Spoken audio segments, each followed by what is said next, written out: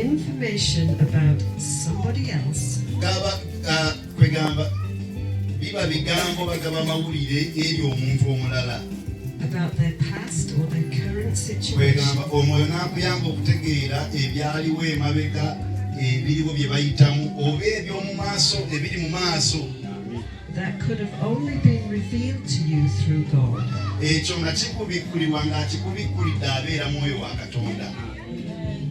So God tells you something about somebody. Kali Mukama n'abaako ebintu by'akulako ebikwata ku bulamu bw'omuntu omulala. And it could be something about their life gone by or their life right now. Kiyinza okuba nga kiri ku bulamu bwabwe obw'emabega oba obulamu bwe bayitamu kati. But it's specific to another person. Naye nga obwo obubaka buba bwa muntu mulala. And it often starts with a word of knowledge, then moves into a prophecy. Kwegamba bwekino bwe kitandikira mu kigambo ekyokumanya oba ekyamagezi ne kiryoka kimaliriza mu bunnabbi. Okay, so what's a prophecy? Kakati awo tugamba nti kati obunnabbi kyeki? What's the gift of prophecy? Ekirabo ky'okulagula kyekiriwa? Everybody's quiet now because so if the word of knowledge is about past and present, prophecy is about ekigambo ekyamagezi bwe kubanga n'okutegeera ebyaliwo einuma ku muntu byabitamu olwaleero n'ebyo ebijja omu baakwido. Somebody said it down here, but shout up. Future. Somebody said future. You haven't heard of these. You can give it to me. And I think did you have It's so word of knowledge is about past and present.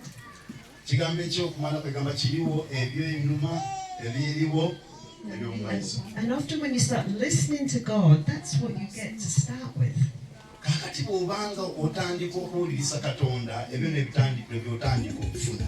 And then it moves into a prophecy about that person's destiny.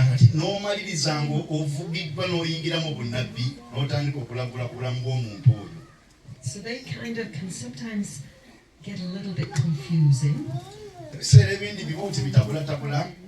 And we say, oh, I've given you a prophecy, but we've given the word of knowledge.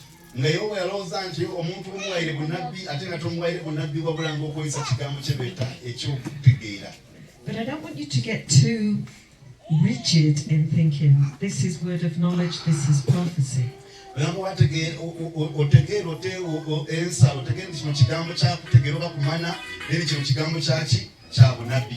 Or this is discernment of spirits, because the gifts flow into one another.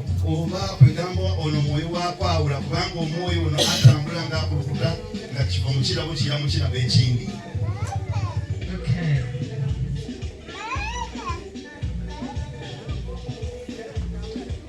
With prophecy, who's going to do that?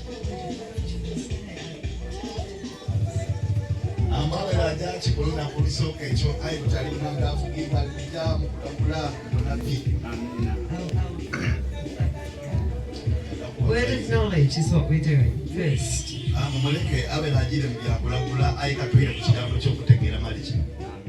So how does a word of knowledge come to you? The most often one, in my experience, is that you just get a thought coming into your head. But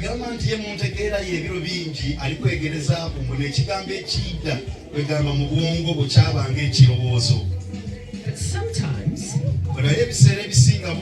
you can see the word over a person's, above a person. You can see the words coming above a person. Sometimes you might feel a sudden pain in your body. It's not your pain.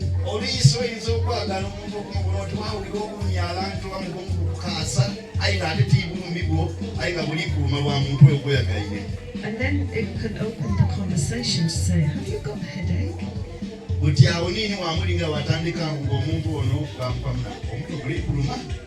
And you can either say yes or no. onayinza okwiramu nti mbe oba yi. And if they say yes, bwakuba nti ya, then you can start to operate in the gifts of healings and say, can I pray for you? kati ye naawe atandikira mu kirabo ekyokunaba munange nkusabireku. And when they get healed, kati we bwawona and they're surprised because they're an unbeliever, they're surprised that the headache's gone.